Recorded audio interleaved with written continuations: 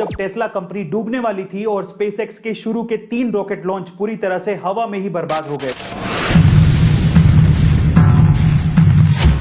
हमारी असली दुनिया के असली आयरन मैन और दुनिया के सबसे क्रांतिकारी आदमी माने जाने वाले एलोन मस्क ऐसे ही इतनी ऊंचाइयों पर नहीं पहुंचे।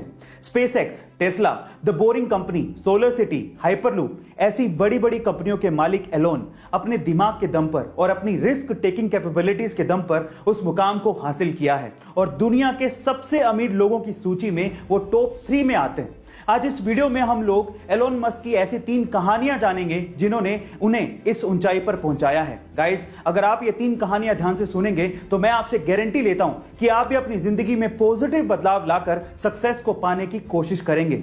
उनकी पहली कहानी जुड़ी है उनके बचपन से। जब एलोन मस्क छोटे थे तो उनके माता पिता का तलाक हो गया था। ऊपर से जिस स्कूल में वो जाते थे उन्हें वहां पर कोई भी पसंद नहीं करता था, उन्हें बुली किया जाता था। एक बार तो उनके स्कूल के बच्चों ने एलोन को इतना मारा कि वो 7 दिन के लिए हॉस्पिटलाइज हो गए थे। किसी को भी एलोन में कुछ भी खास नजर नहीं आता था। ऊपर से उनके पेरेंट्स को एलोन में एक प्रॉब्लम नजर आने लगी थी। जब भी घर वाले एलोन को बुलाते तो उन्हें कुछ सुनाई ही नहीं देता, वो कुछ जवाब ही नहीं देते थे। शुरू में घर वालों को यह लगने लगा कि उसके कान खराब हो चुके हैं। इसी वजह से एलोन को कान के डॉक्टर के पास ले जाया गया और उनकी सर्जरी करवाई गई ताकि उनकी सुनने की क्षमता बढ़ सके। लेकिन उसके बावजूद भी घर वाले जब भी बुलाते एलोन कोई जवाब ही नहीं देते। लेकिन बाद में समझ में आया कि यह साधारण सा दिखने वाला लड़का एक असाधारण क्षमता रखता है और वो क्षमता है एकाग्रता की, यानी कि कंसंट्रेशन की। जब भी एलोन मस्क कोई काम करते तो वो उसमें इतने डूब जाते कि आसपास क्या चल रहा है उन्हें कुछ भी एहसास ही नहीं होता। जब वो बुक्स पढ़ते या फिर कोई काम करते या फिर सोचते तो वो पूरी तरह से अपने माइंड को कंसंट्रेट कर देते थे। गाइस, यहां पर उनके बचपन से ये बात सीखने लायक है कि जब भी आप कोई भी काम करें अपना 100% फोकस सिर्फ उसी काम पर लगाएं, आपको सक्सेस मिलेगी ही। अगली कहानी जुड़ी है उनकी टीनेज से। गाइस, बुक्स पढ़ने की आदत उन्हें बचपन से ही लग चुकी थी और पेरेंट्स तक को पता था कि अगर एलोन घर पे नहीं है तो वो पक्का घर के किसी आसपास की लाइब्रेरी में बैठकर बुक्स पढ़ रहे होंगे। उन्हें बुक्स पढ़ने की आदत इतनी ज्यादा थी कि लाइब्रेरी की बुक्स वो खत्म कर चुके थे और जब कुछ नहीं बचा तो उसके बाद उन्होंने एनसाइक्लोपीडिया तक चाट डाली थी। अपनी पढ़ाई को आगे कंटिन्यू करने के लिए उन्होंने साउथ अफ्रीका छोड़ा और वो कनाडा शिफ्ट हो गए। बाद में हायर स्टडीज के लिए वो यूएस चले गए। तब यूएस में जॉब्स के क्राइसिस बहुत ज्यादा थे, लेकिन इंटरनेट का क्रेज बहुत बूम पर था। तब उन्होंने अपने भाई के साथ बैठकर इंटरनेट पर कुछ करने की सोची।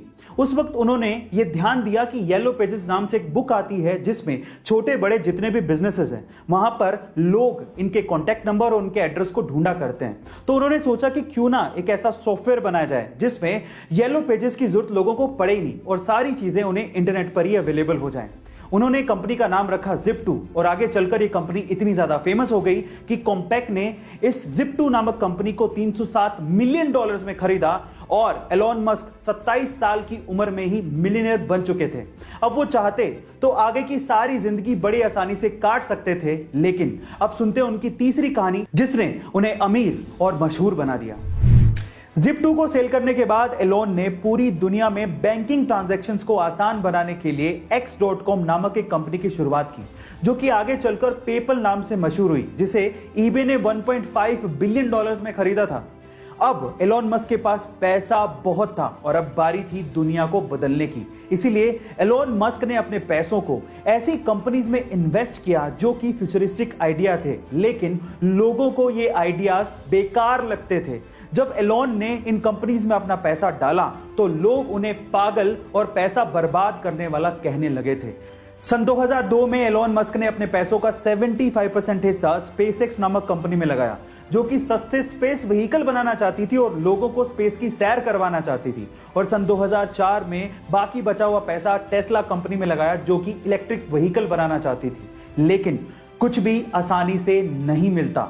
एक वक्त ऐसा आया जब टेस्ला कंपनी डूबने वाली थी और स्पेसएक्स के शुरू के 3 रॉकेट लॉन्च पूरी तरह से हवा में ही बर्बाद हो गए थे।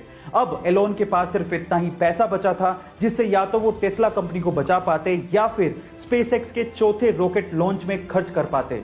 फिर से उन्होंने हिम्मत दिखाई, रिस्क उठाया और अपना पैसा स्पेसएक्स के चौथे रॉकेट लॉन्च में लगाया, जो कि फॉर्चुनेटली सक्सेसफुल रहा और नासा ने तब एलोन मस्क को बैक किया, $1.6 बिलियन की फंडिंग दी। उसके बाद से स्पेसएक्स ने कभी पीछे मुड़ के नहीं देखा और आज स्पेसएक्स दुनिया की टॉप 6 स्पेस एजेंसीज में शुमार है और टेस्ला ने तो एलॉन मस्क को दुनिया का सबसे अमीर आदमी बना दिया है। यहां पर सीखने लायक बात यह है कि अगर आपके आइडियाज पर आपको भरोसा है तो रिस्क जरूर उठाओ, क्योंकि किस्मत भी उसी का साथ देती है जो कि अपने आप पे विश्वास रखता है और रिस्क उठाता है। याद रखो, गिरते हैं सिपे सलार जंगे मैदानों में, वो क्या गिरेगा जो अपने घुटनों पर चले।